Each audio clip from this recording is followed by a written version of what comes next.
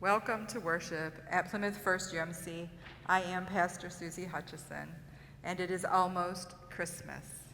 You can tell when you look around. If you're here in the building, there's a beautiful nativity scene set up in the hallway. There are trees lit and ornaments hung, carols ring, and if you're home, your house may also look like Christmas is coming. Do you have your stockings hung? I do. I wrapped presents yesterday. If you've headed to the stores or even shopped online, the air is filled with hope because it's almost Christmas, just 20 days away. The number we're going to talk about today is 48.3. 48.3. That's the number of miles from the front door of this church to the front door of Oxford High School. That's the number of miles between safety and siege. That's the number of miles between teenagers at band practice and teenagers at their friends' funerals. That's the number of miles between us and the deaths of Madison Baldwin, Tate Meyer, Hannah St. Juliana, and Justin Schilling. 48.3 miles. That's the distance between the hope we get to hold on to and the hope those families are trying to grasp there. In the Hebrew Bible, the prophet Jeremiah tells us that God has promised us a future filled with hope. Jeremiah 29:11 specifically, it reads, "I know the plans I have in mind for you, declares the Lord. They are plans for peace, not disaster, to give you a future filled with hope." This word from Jeremiah comes to the Jewish people not as an affirmation of good work or stick-to-itiveness. This word comes amid the Babylonian exile when the Jewish people were suffering mightily due to violent war, imprisonment, and loss of community. Jeremiah speaks to a people who have had generations of hardship and struggle. And he offers these words right after he's delivered some bad news to them. This proclamation comes on the heels of Jeremiah pronouncing that a man named Hananiah is a false prophet. And that is not good news for the Jewish people because Hananiah was a pretty popular guy. His popularity came because he was telling the people what they wanted to hear. He told them that they would be free of that yoke of Babylon soon. He promised that the oppression and the suffering was going to come to an end, and it sounded great, but it wasn't true. Jeremiah prophesied the truth. Jeremiah told them what they did not want to hear, that they were going to continue to struggle for another 40 years. He told them that their current terrible circumstances were not going away during most of their lifetimes, and he told them that peace and hope are not predicated on the circumstances of the world. Rather, they are crucial to hold on to amid the evil of the world. Do you have hope? I know that we all have struggles. I know that there are many people worshiping with us today whose holidays will not be all jolly. Many of us have lost a loved one this year. Some of us are coming to terms with scary diagnoses, awaiting test results, preparing for treatments and procedures that terrify us. I know that there are people among us who are mired in the pain of addiction and mental illness and chronic diseases. I know that we all hope for something better for ourselves. I know that we all hope for a better world for our children and grandchildren, and I know that every single one of us desperately wants to never again read a headline where a child has been gunned down in school or anywhere else. And I wonder, how do we hang on to hope in a world where a 15-year-old student can show up at school and execute his classmates? How do we proclaim hope in the midst of all of this? Perhaps we begin by realizing what hope is not. Hope is not appreciation for what already is. Hope is expectation.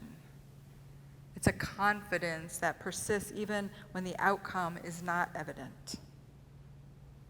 Proclaiming hope is not acting as Hananiah and telling people what they want to hear. It's not rushing people past their suffering to some facade of relief. Proclaiming hope is believing and declaring that even in the most horrific parts of the world, there will be redemption. Altogether hope is believing with every cell in our body that even while we still grieve, even while the pain continues, even when we have no idea how we will endure, God is with us and creating a path to that redemption. So when Jeremiah says that God promises us a future filled with hope, it's not a future filled with ease or comfort or fulfillment. It's a future filled with uncertainty, but expectation of goodness. It's a future with an irrational shalom and altogether internal peace that passes all reasonable understanding. It's a future filled with expectation and persistent confidence that God is present even when the evidence is sparse. John the Baptist's mother, her name was Elizabeth. She knew how to hang on to hope, and she knew how to proclaim hope into difficult circumstances. Let me set up this Bible reading for you. Elizabeth and her husband had been hoping for a child for many years. And just to be clear, I do not believe that women or families are incomplete without a child. I know that there are people who live fulfilling, meaningful, and highly impactful lives without children. But within this cultural context, the context of this story, not providing an heir was a source of shame and disgrace. And Elizabeth wanted a child. Anybody who has struggled with infertility can attest to the hope that arises every month and the devastation that too often follows. Elizabeth hoped for a child year after year until she was old enough that no one thought it was still a possibility. That's when the angel Gabriel visited Elizabeth's husband and proclaimed that Elizabeth would bear a child, and Elizabeth became pregnant. But that angel Gabriel, he wasn't done giving away surprise babies.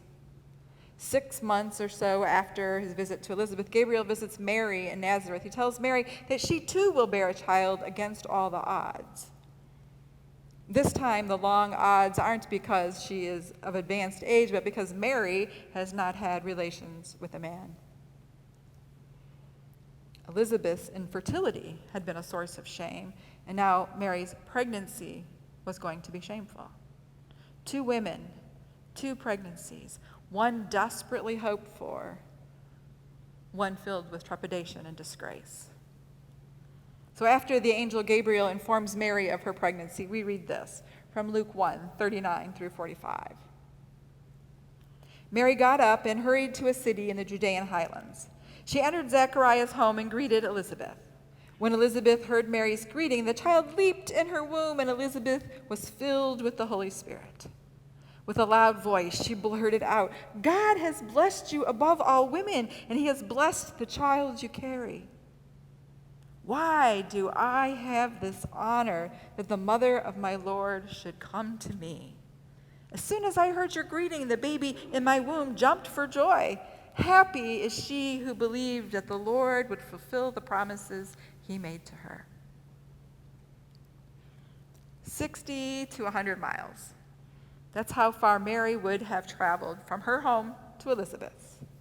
It was a long and arduous trip, whether she went on foot or by donkey. She left behind the bustle of Nazareth. She trekked away from the shame of an unwed pregnancy. She journeyed through the fear of what was to come in pursuit of peace and in pursuit of hope.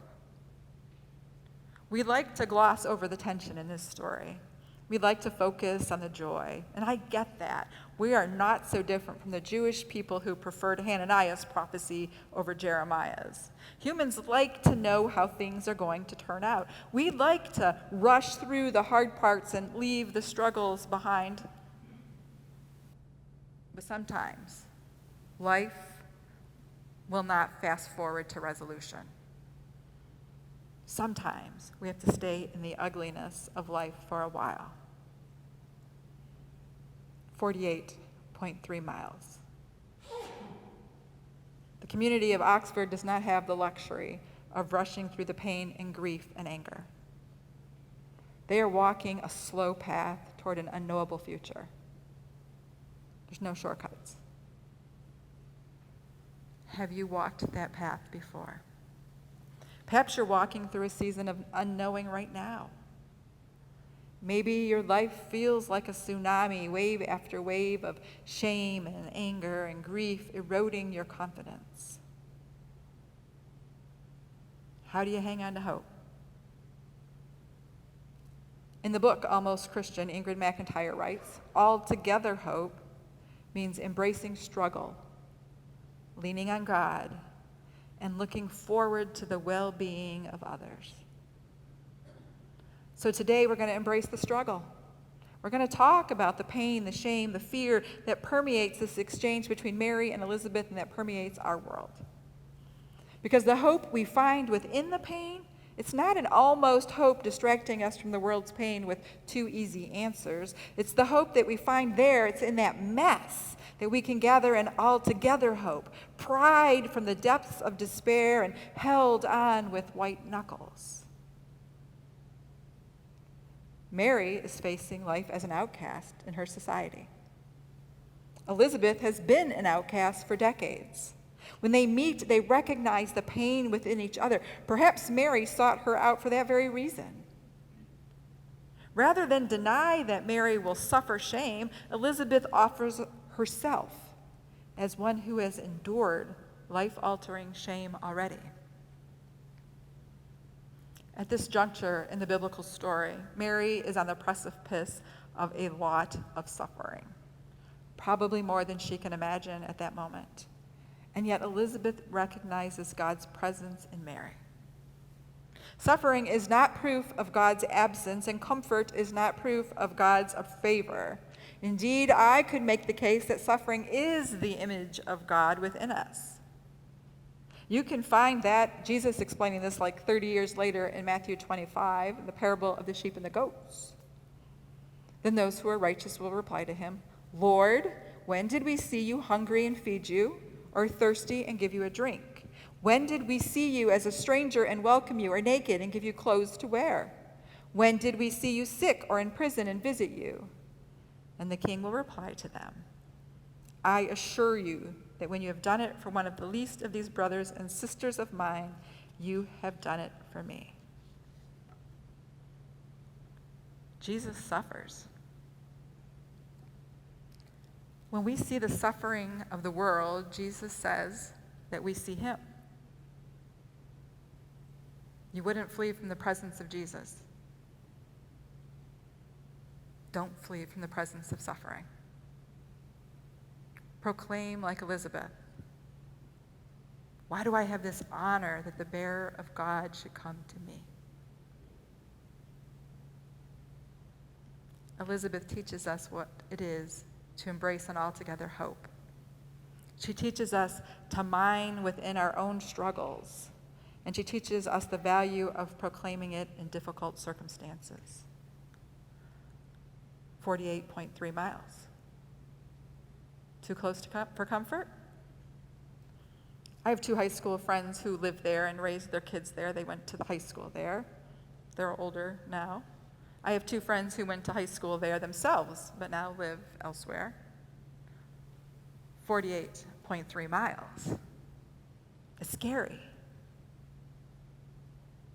But maybe fear has redemption too. Certainly, rushing to alleviate our fear and get back to normal has not done us any favors.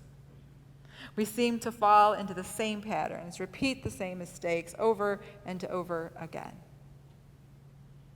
Perhaps we need to quit avoiding and begin acknowledging our fear. Perhaps we need to stay present in our fear long enough to see God within it. Be not afraid. Pastor Bob talked about that last week, the altogether peace. He reminded us that shalom comes not from life being without conflict, but from knowing God is present within all circumstances. And I'm not asking you to give up that altogether peace. Rather, I'm asking you to rely on that peace within your fear so you don't get stuck in cycles of anxiety from the unacknowledged, unaddressed, unresolved fears. In Psalm 46, we read, "Be still and know that I am God." That's what I'm suggesting here. In this time of fear, be still. Know God. Receive the shalom. From shalom, redemption is possible, even of our fear. And then hope is possible. Every student in Oxford High School has suffered, whether a bullet pierced their skin or not. Every parent of a school-aged child fears for their child. Every reasonable, feeling human being grieves for the families impacted. The world feels like a less safe place today, and we can't fix it. But there are things we can do. As Christ's holy people, we hold all that pain as sacred. We have confidence that God is with them in their suffering, in their grief, and in their fear. We are part of a great cloud of witnesses who stand alongside them, loaning them our hope when their hope well has run dry. We are keepers of the altogether hope, that hope which embraces struggle, that leans on God, and that waits with expectancy for God's redemption to reveal in the lives of all people. 48.3 miles. That's where our brothers and sisters, God's beloved children, are grasping for hope. Let us proclaim it to them. Amen.